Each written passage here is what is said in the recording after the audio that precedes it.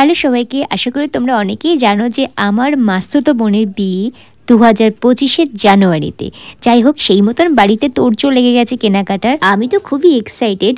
আর সব থেকে বড় কথা, যখন আমি বড় দিদি তখন তো কিছু কর্তব্য থাকে, তাই সেই মতন চলে গেছিলাম পাঞ্জাবি মিউজিয়ামে। আর আমাকে দেখো কিভাবে বসে সব পাঞ্জাবি বাছাই করে করে দেখছি। কারণটা হচ্ছে আমি শুধু একা দেখছিলাম না, আমার সঙ্গে দেখছি আমার বোন এবং তার হবু বড়। যদিও আমার বোন আর বোনের বর কেউই আমার সঙ্গে নেই, কারণ তারা সবাই ছিল ভিডিও কলিংয়ে।